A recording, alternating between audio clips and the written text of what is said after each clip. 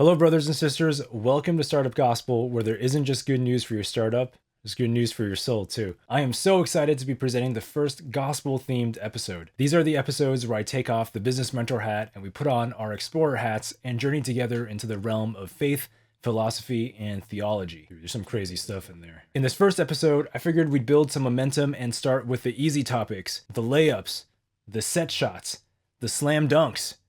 I said the slam dunk. Guys, you know I can't dunk, and I'm never gonna dunk. On behalf of humanity, I was gonna solve once and for all the mystery of consciousness. Yeah, I'm so good at this. Okay, I know I'm new at this, so I need to keep this slightly less ambitious, but I've been thinking about this gospel-themed episode for months now, and I just can't get away from the idea that I need to ground the channel in a fundamental assumption, an axiom of sorts, to lay the groundwork for just about everything else we're gonna do here. And it was the journey to this particular axiom that led me to the way, the truth, and the life. That fundamental truth was this: you have to believe in something, like at all times, whether you're aware of it or not. I don't mean it figuratively, like you can't be more conscious as a highly developed person. No, I mean that mechanically. Like, for all intents and purposes, your consciousness would break and you would stop functioning if you didn't have the substrate of belief. So let me say it in the strongest version of the statement possible. Consciousness is only functional on the substrate of belief. Now, don't worry, I have an idea for a more visual explanation, which I'll get to in just a second. But first, can we talk about why we developed consciousness in the first place? I mean, yes, it's my channel. I can do whatever I want. One theory that I like is that it's an evolved mechanism for generating a coherent sense of self across time out of the overwhelming signal soup that is the impulse texture of our nervous system. It's the mechanism for maintaining the signal out of the noise, a divine spark, if you will. The time dimension is crucial because even as the landscape of impulses changes from moment to moment in our body, consciousness provides the function of integrating those moments into a consistent arc, with a past and a present. This integration from past to present combines with another compelling observation. Why are stories so fundamental to the human psyche? And what are stories at their core but the sequencing of cause and effect, past and present, the lingua franca of human information sharing, if you will? Dude, too many words. I know, I can't help it, I'm talking like I'm writing. No one talks like this, Mohan. Get it together. So it is with these observations as a backdrop that I started wondering about the relationship between consciousness and stories, and that's when the phrase that became the title of today's video came to me. Beliefs are the coordinate space of consciousness. Okay, what is a coordinate space? Well, the most common coordinate space that everyone knows is the Cartesian plane. So let's use that as a visual metaphor, but in reality, we can use any coordinate space. For instance, there's also polar coordinates, curvilinear coordinates, Riemannian manifolds, but generally speaking, the Cartesian plane will be totally fine for this illustration. In fact, I don't even know what those others are. Okay, now let's park that thought for a second and imagine our present self as a dot in the void. At each frame, there's an objective reality that we have to respond to, representing the forces of reality that challenge our sense of self. At the next frame, the objective reality shifts slightly, and we respond. Now, this is important because in reality, there is only the now, the current frame. But that's not how we experience reality subjectively. Instead, it's much more like a continuous flow from moment to moment. Visually, we can represent the sensation by chaining these frames together over time into a smooth animation, and our little dot surfs on the terrain of objective reality coming our way. Maintaining the consistency of the dot frame to frame is the job of consciousness, and so far so good. But what is this coordinate space that this dot exists in, and how does it know where to move in relation to reality in this visual model? Well, I think the answer to those questions lies in the space of beliefs that makes up who you are. The aggregate of what you believe is what gives a coordinate space to the self. So to have a resilient, consistent, and unified belief system is to place yourself within a coordinate space that is harmonic with the terrain of reality. As reality shifts and challenges your sense of self, you adapt and respond fluidly. And if that's the case, then reality is said to map very predictably and continuously into your belief system, which translates in turn into your subjective experience. But what happens when you have a fragile and inconsistent belief system? Well, that's like having discontinuities and random deformations in your coordinate space. Your coordinate space can be said to be disharmonious with reality.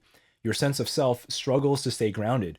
Reality sends you into these unintegrated parts of the map, and one moment you're here and the next moment you're somewhere completely different due to some convexity or dislocation in the space. What I realized for myself was that I had spent my entire life up until the point I discovered Christ, that my coordinate system was a do-it-yourself patchwork, just stitched together from different concepts in an attempt to simulate a unified function that can meet the harshness of reality. And as everyone knows, reality is harsh. And in the name of survival and getting something practical working, I ignored the God-shaped hole staring right at me in the face and resorted to defining my own coordinate space of beliefs with a piecewise function. Like if I were writing a mathematical description of the coordinate space, I would be forced to say something like what's on the screen. So instead of having a smooth, elegant function that can be succinctly described, like f of x equals the projection into the subspace j of x, where j can either be a simple vector that you align against, or the subspace can be defined as the kingdom of heaven. It all just works across all values of x. And for what it's worth, prior to this, my patchwork of beliefs actually held up reasonably well throughout life, in part because I kept adding to it or tweaking it when something broke. But just to show you what a patchwork it really was, let me try to quickly trace the roots of my prior belief system. Now, like many of us that grew up in the West, I got a really good start because I inherited a baseline belief system from cultural Christianity from places like, say, Sweden or Quebec. But I also mixed in some Eastern concepts when I read a bit about Taoism in high school, and I liked some parts of that. And speaking of high school, I think The Matrix came out right as I started high school, so little did I know I got the Gnostic bootloader for Christianity installed in my belief system pretty early on. And I obviously wouldn't have used those words at the time, but I do recall feeling like we were living in a simulation after watching the movie, and because we are.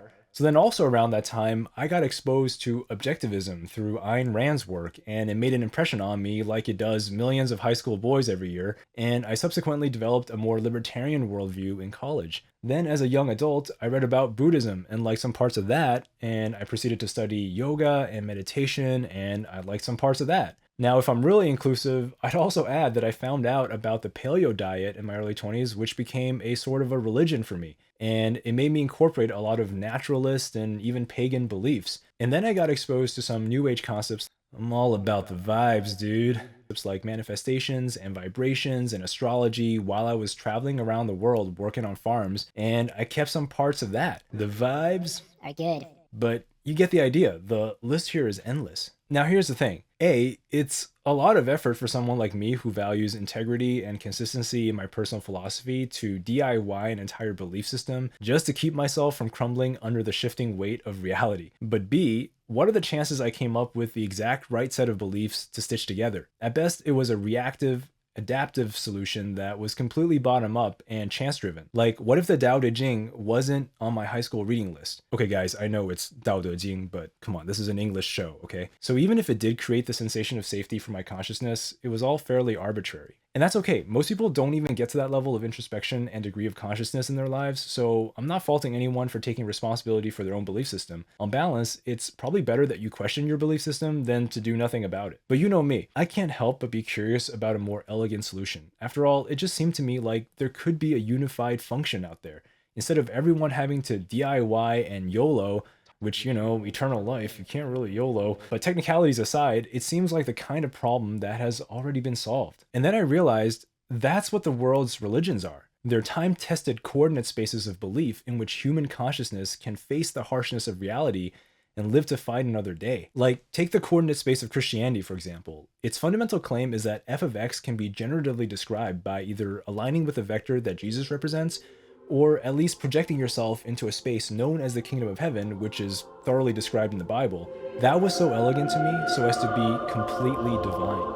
All right, we'll pause it there for today because that's enough food for thought. If you buy the idea that beliefs are the spatial coordinates of consciousness as we navigate the river of time, then we're really just debating if some coordinate systems have more desirable properties over others. And if you haven't interrogated your own coordinate space very much, then I might challenge you to do a walk down memory lane and see if you can recover where the bits and pieces might have come from. And while you're at it, don't forget to take a look bottom up as well for evidence that something more unified might exist. While your current coordinate space may be adaptive to your present reality, does it ever reach a discontinuity that throws you off kilter and you don't quite know what to do?